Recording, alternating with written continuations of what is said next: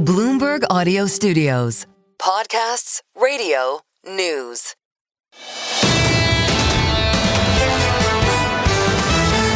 This is the Bloomberg Surveillance Podcast. Catch us live weekdays at 7 a.m. Eastern on Apple CarPlay or Android Auto with the Bloomberg Business app. Listen on demand wherever you get your podcasts or watch us live on YouTube. Joining us now with PIMCO, Pacific Investment Management Company, Libby Cantrill, expert on Washington, the dynamics of public policy. She's having let her get in her seat. She's having a gluten-free. No, she's having a gluten-free breakfast like Lisa. I'm having a full English over here. Hi, the woman I love to hate, Mrs. Keene, sees you and goes, "How much Van Cleef can you wear?" Libby joins us this morning. Okay, on Lisa Cook. I did not see Dr. Cook. I did not see her at Jackson Hole. She sort of slipped in and slipped out, and I had to get back to walk the dogs. But Libby, let's cut to the chase. Michigan State bulletproof applied economics. She studied under Barry Eichengreen at Berkeley. This is a front-rate national economist in international economics. Why? Let's just start with the why. Why is this happening in your Washington? Well, good morning, Tom. I think that, broadly speaking, this president is really upset that Jay Powell will not cut rates, obviously. And he is trying to influence the Fed board any way that he can. I think he is frustrated with the structure of the Fed board, where there are staggered terms, as we all know, these 14-year terms, right, which are intended to outlive any one administration. And one president. But let me cut to the chase. You're expert on this. And this is what everybody's asking, whether they're for or against Ms. Cook. Where's the legislative branch on this? Where's the House? And particularly, where's a Phil Gramm-like Senate? Well, so that is, I think, the big point, is that this is in many ways self-defeating for the president.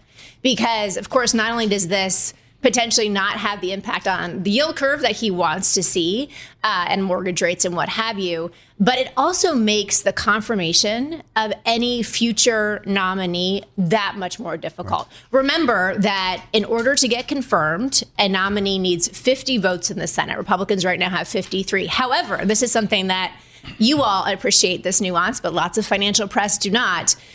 The Senate Banking Committee, which is the first step to confirmation, any nominee cannot lose one Republican, assuming Democrats vote against that person. So that means that by doing this, the president has focused attention on that confirmation process, and in my view, makes it a lot more difficult for him to get anybody who has any whiff of partisanship or any whiff of being able to be influenced by the president in terms of monetary policy. So again, sort of self-defeating maybe for the market's perspective in the short term, from a rates perspective in the short term. Daniel, jump in here. Yeah, I mean, Tom, it's really funny. We only get Libby when summer recess is going on and the Senate and the Congress are out, and she actually can make her way up to New York. But Libby, I got to ask you this. Forget about Fed credibility for a minute. Let's talk about Intel. The U.S. government is making an $8.9 billion investment in Intel. Is that just the first of other investments that this government's going to be making in the private sector? Yeah, again, and to bring Congress into this, in order for the president, the executive branch, to make an equity investment in a company, you need congressional authorization. And the president is using the CHIPS Act funding, the majority of CHIPS Act funding for this investment. Right. In that bill, sorry to get all, propeller head on you, but in that bill, there is no actual authorization for an equity investment. So I think there's a question about the legality of this particular investment. Okay. However, going forward, you would absolutely need Congress to authorize. And so, no, I do not think it's a trend. Peter Scheer's coming in Thursday and Friday. We want you to come in Thursday and Friday as well. I got to get back to Dr. Cook, who I, frankly, I adore. Everybody knows how, wonderfully closely into Eichengreen. This is one of his great students at Berkeley. She's being run over the coals. Where is the senator from Idaho? I've been in his office. Crapo has potatoes lined up in his office. Where is Tim Scott of the Carolinas? Where are these senators just to have due process? For, against Trump, Due process. Where is it, Libby? Yeah, and I would also add to that list, where is Senator Rounds? Where is Senator Tillis? Where is Senator McCormick? I mean, these folks who you just highlighted are all on the Senate Banking Committee. Senator Tim Scott, of course, being the chair of the Senate Banking Committee. And again, this may sort of seem like, kind of wonky talk, but this is very important because this will be the first step for any nominee for the Fed. And again, by focusing the public's attention on the credibility of the Fed, on the independence of the Fed, he's just raised the stakes and raised the bar in terms of, I think, again, getting his own nominee confirmed. And I would say Stephen Myron as well, who he wants to get in place by the September meeting. This makes it a lot more difficult. That was always going to be very difficult anyway, but this makes it even harder to do. I got to go to the Supreme Court. Damien wants to jump in here. Folks, Libby Cantrill with us with PIMCO here with real expertise on Washington. If it goes, and I'm speaking as a hack, to the Supreme Court, do you see evidence that the Trump-appointed justices will look at due process and tell their guy, no, you can't do that? Well, they've already made a special case for the Fed, right? They've already, in their footnotes, in their recent judgments around firing other chairmen of independent agencies, they've already basically carved out and said that the Fed is a special case and that the threshold for firing the chairman or a governor for the Fed is going to be different from firing somebody at the FTC, for example, which is another independent agency. So, who knows? I'm not a lawyer, although sometimes I do like to play one on TV or radio. No, but David, I am not. But I think your point is a good one. That this could very well be adjudicated by the Supreme Court. And the last thing, Tom, I'll say this is I think this is by design. I think the president is fine challenging all of these norms because some of it will stick and some of it has stick, and thereby he expands executive power in the process. Good morning. 99.1 FM in Washington. Libby Cantrill with us with PIMCO on this really important legal matter of due process with Lisa Cook, the governor of the Fed. There are presidents appointed by the regional sections. Yeah. There are governors. There are a set of vice chairmen, and there is a chairman. Chairman Powell may come back to be a governor or just walk away. We'll see in the spring of next year. Damien Sassower with Libby Cantrill. Well, I mean, I guess for me, is this a kill shot at the Fed, Libby? I mean, he's been attacking the Fed. He's been attacking Powell. He's been attacking for so long now that the market just seems desensitized to it. I mean, do you believe, and I guess, you don't look at markets maybe as closely as others, is any of this priced in? I mean, could this result in greater dollar weakness? Surveillance. Stop it. I just want to. I want to. Surveillance correction. I do work at a bond shop, so yes, I am expected to look at markets. Before Bill Gross did his bond trades and called up Libby. Thanks, Tom. No, so I mean, we have been talking about a steeper yield curve really since the election, partly because of deficits, partly because of concerns around the independence of the Fed, and obviously that has been a way for us to make money for our clients. I do think that the fact that the equity market didn't really move all that much last night. The FX market kind of moved a little bit. Yes, thank you. But the bond market's moving a little bit, obviously, in a steeper yield curve. But I do think there is, to your question, there is sort of this desensitization, this imperviousness, if you will, to these moves. And I do think people are actually assuming that the Senate will do its job. I do think that they will assume that the courts will do its job. It's the summer. I mean, it's kind of the seasonal. I know, it's like Tuesday. I mean, people aren't even paying attention. You're just thinking, wow, can we get a break? Okay, this is important. I want you to listen to this because I think it's really important. John Farrow did a spectacular interview with the Secretary of the Treasury. And the other person, people are saying, look, can Besson just... I mean, I don't even know if Besson plays golf. I mean, he could take some lessons with Damien. He does. Is Besson going to come to the rescue here and appeal to the president for some common sense of due process? Yeah, I mean, I guess that's an open question. I mean, what we know about this Treasury is that they have been, very responsive to participants in the Treasury market. That they have, that Secretary Besson in particular has leaned on the president when he has seen, particularly the long end, kind of get, potentially get away from the market, back in April. So, I think that we can rely on this Treasury to at least hear the input, but. Again, the president here is, he has this sort of bee in his bonnet.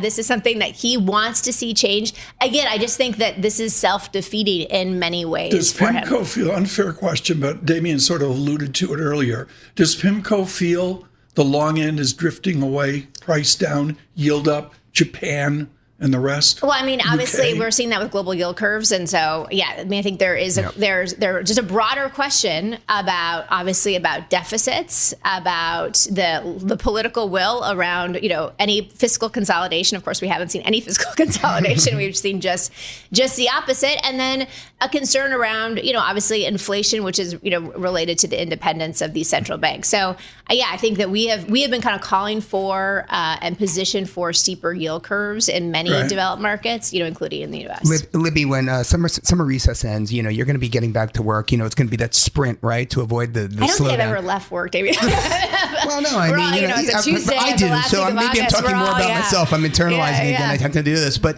for me, what are you going to be most focused on? I mean, we've just seen a lot of tax revenue. I mean, it hasn't been spent yet, but I mean, the tariff revenue is there. Money is coming in. I know there's the big concern about the fiscal, but what do you expect in that run up to the end of September when people return? Yeah, so Congress comes back next week, and one big piece of unfinished business is to fund the government and avoid a government shutdown.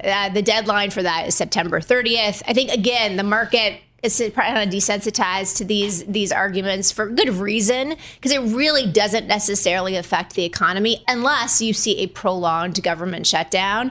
I do think that the chances of a government shutdown are not negligible. Are not negligible at all, and partly because Democrats have very little power right now, and this is one lever of power that they can exert.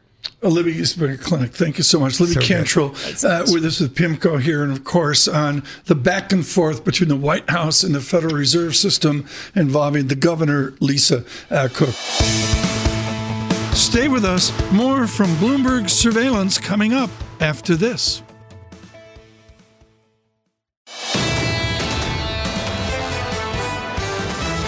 You're listening to the Bloomberg Surveillance Podcast. Catch us live weekday afternoons from 7 to 10 a.m. Eastern. Listen on Apple CarPlay and Android Auto with the Bloomberg Business app. Or watch us live on YouTube. We're going to do this differently now with Cam Harvey of Duke University. We can do all sorts of different topics, but we need to get a briefing from Professor Harvey leading into the vice chair, Lyle Brainerd. We'll do that scheduled in 11 minutes. Dr. Harvey, thank you so much for joining today. You were years ago a visiting scholar at the Board of Governors of the Federal Reserve System. What is the Board of Governors? Is this a set of offices in the Eccles building?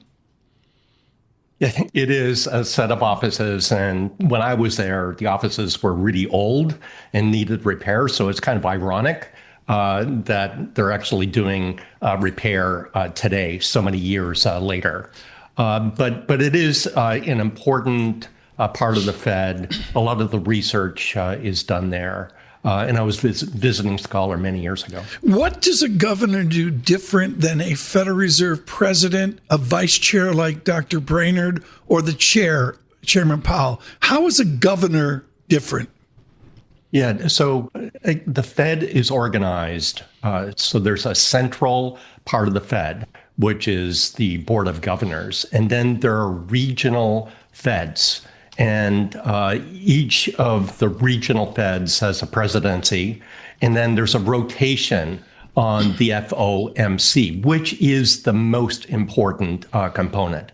So the FOMC is the key committee that makes the decisions on the rates. Let me bring in my colleague, Damian Sassower. Before Lyle Brainerd, we have Cam Harvey of Fuqua. Cam, does the whole Cook issue, does this really change things? Does this really change someone's outlook on the Fed, on their ability to act? I mean, what's the real world impact on what Trump is, basically proposing to do here?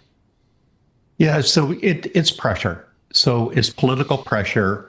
And like in a way, what we really value is an independent Fed. So I've got some recent research that asks the question, how important is it to be a reserve currency? And the U.S. has got this privilege. So the people all over the world, central banks hold U.S. dollars. They hold not just the cash, but treasury bonds. And that demand for the bonds actually reduces the yield. So it allows the U.S. to have lower interest service cost on their debt. It allows the U.S. to have leverage. So it is a privilege to actually have this. So one of the key components of having a reserve currency is to have an independent central bank. And that's being challenged right now. So here, I just want to ask you on that, right? I mean, because I agree with you, the dollar is still the world's reserve currency. Its transactional dominance is unquestioned. But here's the deal. Will some of these appointments, some of the things that Trump is doing here, will this give him greater access to what's going on inside the Fed, the ability to really impact at the grassroots level, the way people are speaking to one another, the way people are sharing data with one another? Is that really what we're talking about here? So this is a very difficult issue because it could be that the Fed is making a serious mistake. And I, for the last couple of years, have criticized the Fed for keeping the Fed funds rate too high. And then now all of a sudden in DC, they've jumped on that bandwagon. So it is delicate, the balance and the pressure here and there to get them to think about this more carefully could be useful. Kim Harvey with us, Duke University. We continue with Professor Harvey. We welcome all of you on an extraordinary Tuesday here in August. Damian Sassower in for Paul Sweeney. I'm Tom Keene. Good morning across the nation. Good morning in the Carolinas. And of course on YouTube, subscribe to Bloomberg Podcast, our new digital experience. Really humbled by that excellence. Now, Damian Sassower with Professor Harvey. So Cam, we know about the lag from monetary policy through to the real economy. Rate cuts just don't, have an impact on the everyday person overnight, right? So talk to us about what if Trump gets out his wish and he gets 150 basis point cuts from the Fed before the end of the first quarter of next year? I mean, if that were to happen, would that have any real world impact immediately? Oh, it would have a dramatic impact. So you're talking 150 basis points? Yeah, sure. That would be bring it all forward. Very dramatic. So more likely we'll have a few cuts. But there is a lag, but the lag is not as big as you might think. And any time you reduce rates, you reduce the cost of capital. And when the cost of capital is decreased, that means there should be increased business investment, and consumers will do things like buy a house that they were kind of waiting to do for the rates to come down. So I would say that if the rates did come down substantially, that could be a significant boost for economic growth, and potentially exactly at the right time where we're seeing a significant softening in the labor market. Kim Harvey, we were talking to the wonderful Stephen Englander, a Standard Charter, about how everybody's looking at the mix of our economics the summer of 2025, and we're worried about substituting and substitution effect and what are we going to do with tariffs and all that. Describe for us the risk to our income effect of dampened income, dampened investment, dampened real, dare I say, dampened nominal GDP. Is that a legitimate risk? Oh, it's definitely legitimate. So there's a lot of confusion over this tariff stuff. And just to be very clear, tariffs lead to a one-time jump in price level. They're only inflationary if the tariff rate continues to go up. And this is widely misunderstood. And it's also the case when you have tariffs, you would have a substitution effect, as you mentioned. So you substitute, alternative goods. But your point on the income effect is very important. That right now, what we need is increased growth. So growth has been in the first half not very robust. And given the significant weakening in the labor sector, we need some policies that are pro-growth. And increasing tariffs is not pro-growth. Cam, I was kidding a little bit earlier on when I talked about 150 bips, but let's talk about the markets pricing in right this minute. They're only pricing in an 80% probability of a SEP cut. They are only pricing in 125 basis points of cuts through the end of next year. That's equal to the FOMC's dots median of long-term projections. It's right on the screws with the one-year U.S. OIS swap rate. Talk to us about the propensity for yields to go higher from here if what you're saying is true and the tariff impact has only been front-loaded and now we're going to see the impact on inflation. Yeah, so again, let's be careful with the tariffs. A tariff could lead to a one-time increase in prices, but it's only inflationary if it's a continuous policy of increasing tariffs. More seriously, tariffs could decrease economic growth. So it is not a pro-growth policy whatsoever. And that decreased economic growth could cause issues in terms of, fewer firms going out to the debt market, the government having some issues and raising funds. So there could be a lot of knock-on issues with the slower growth in financial markets, obviously. Well, Cam, I think it's timely that we're talking about growth. I mean, it's GDP week here in the U.S., and as we look into the second half, I'm just looking at, some IMF projections. I'm looking at some of the bigger banks here. A lot of them are projecting that China growth is gonna fall quite significantly here. What are your thoughts there? What are your thoughts on the impact that China's having on the rest of the world? So China is obviously a very important engine of kind of world economic growth now. So, and they are struggling in some respects, in particular in the property sector, as we've seen. They really need to grow. And they need to grow more than the U.S. needs to grow because they've got a demographic problem that's way more serious than the U.S. So it's very important for them to have growth. Kim Harvey with us, Duke University. Kim, I want to make this personal as we go to former Vice Chair Brainerd. Lau Brainerd came out of Wesleyan with bulletproof academics. And I would say, Kim, somewhat like you, it's not Richard Clare, dynamic stochastic general equilibrium theory. It's much more of a holistic policy view. And I would suggest we get that from Lisa Cook as well out of Eichengreen. And Berkeley, explain the place of policy-centric economists at the Fed, whether Harvey, Brainerd, or Cook. Yeah, so one thing that's really important at the FOMC is to have diversity of viewpoints. So I'm always encouraged when there's some disagreement. If it's just unanimous on everything, I'm worried about that. So we need to debate. And these are difficult times. And we need a Fed that has got a long-term vision for the economy, that's willing to take some risk, and is willing to admit that mistakes were made in the past. And most importantly, to learn from those mistakes. This has been well-timed. Cam Harvey, thank you so much. Generous of you to be with us on this August morning. Dr. Harvey at Duke University. Stay with us. More from Bloomberg Surveillance coming up after this.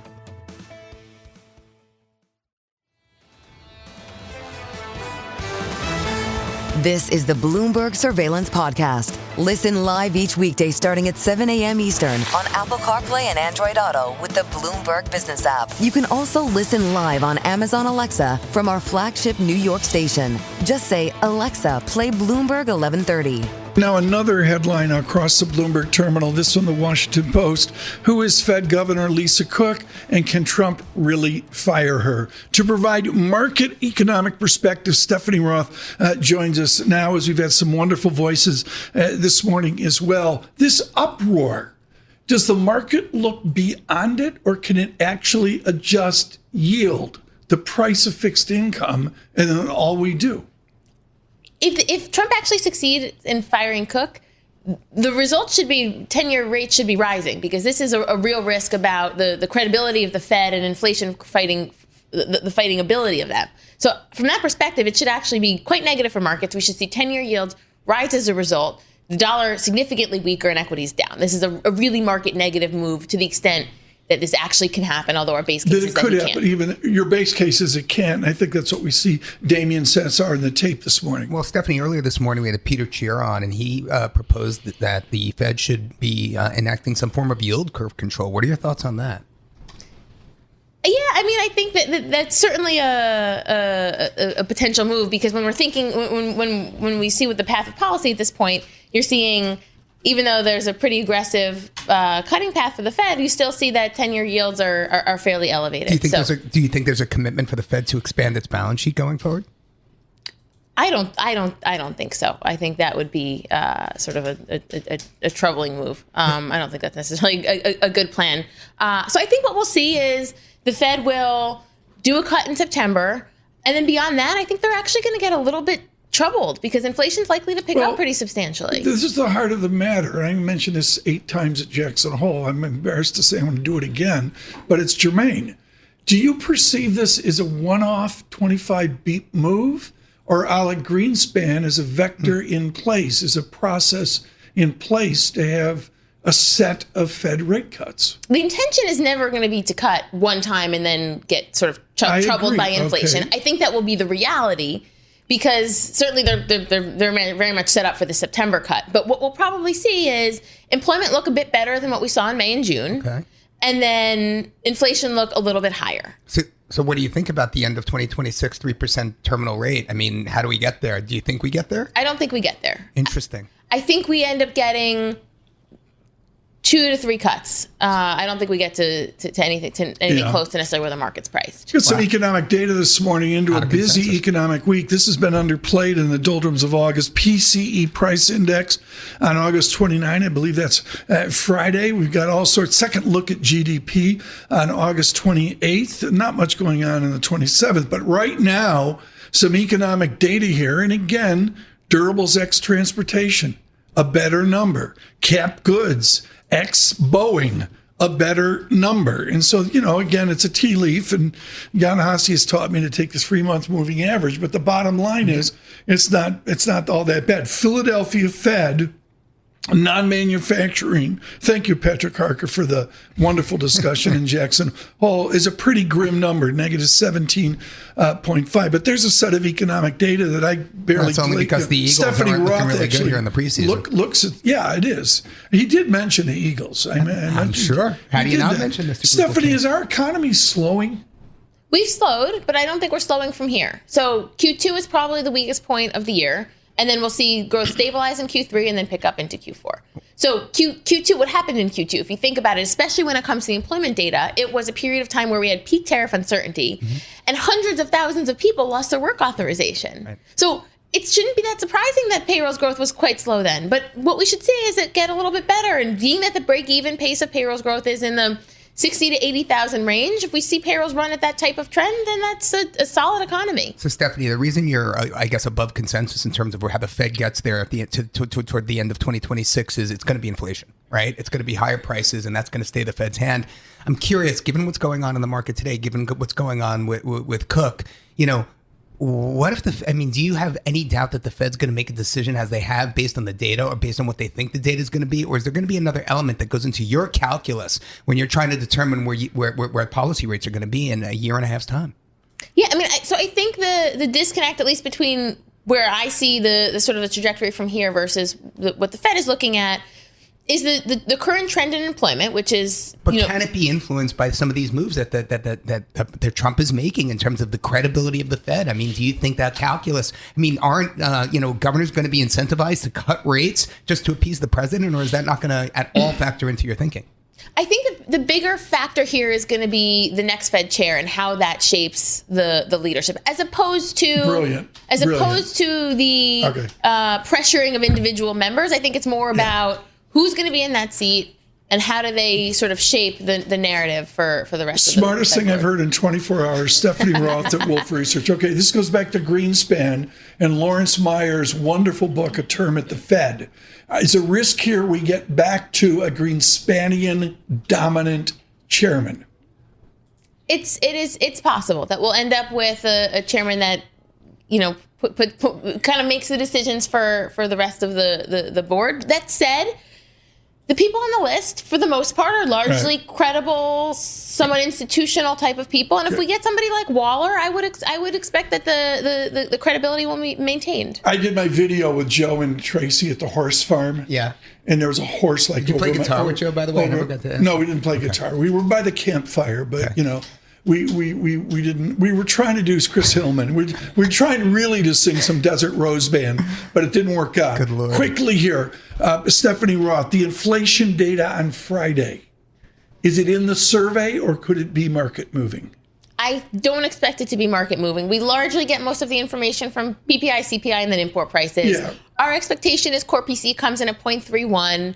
Oh, God, you got 2 decimal points. I'm sorry. Yeah, August? I'm sorry. At least I didn't do 3 decimal points. 3 decimal points is what we're Can we talking get about. somebody in that just goes to the round big figure? You know, in this environment, you kind of can't do it because 0.31 is very different than 0.27. 0.31, of course, means that you're at risk of closer to something that could round to 0.4. Our base case is that it shouldn't be market moving. It'll be something that rounds to 0.3, in which case... She talked like this. That is the smartest thing that someone said in 24, and more than 24 hours. Bruce Kasman would agree with you. We're talking, you have to go out a few decimal places here to really get a sense of what's going on in inflation. Sure. This conversation happened at the new bar at the Waldorf Astoria by the clock last night. Stephanie brought the bar to a complete silent moment. People were just like, there's decimal points at the Waldorf Astoria bar. It's too much. We'll see Stephanie Roth. Don't go away. Thank you so much. We hope to see you the rest of this week as well. Stephanie Roth, Wolf Research. Stay with us. More from Bloomberg Surveillance coming up after this.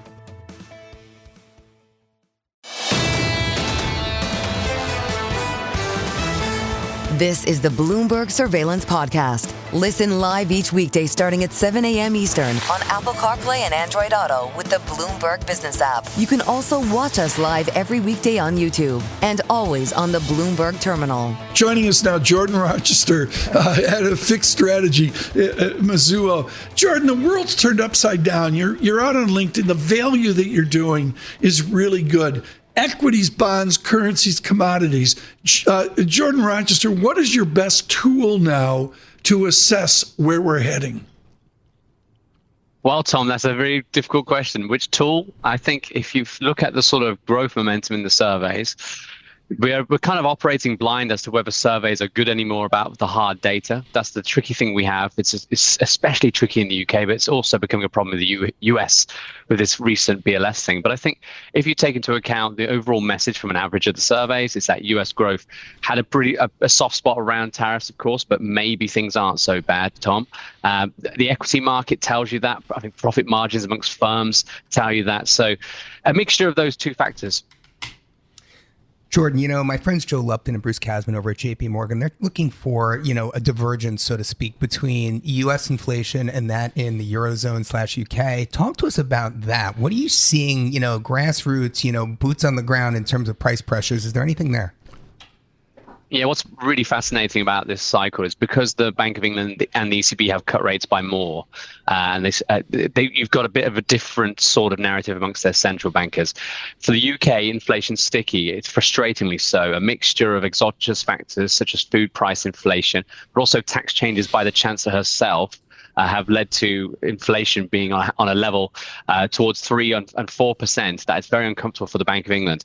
The ECB, a little bit different. Inflation's hovering around 2. They're very happy about that. They're letting everybody know how happy they are about that. And a sort of mission success message has been given out over the past couple of meetings. But their growth outlooks are very different to the US. The US still has exceptional growth compared to Europe and the UK in terms of their productivity, in terms of their entrepreneurialism. Yet in the US, the debate is more concerned about the impact of tariffs and inflation, raising inflation.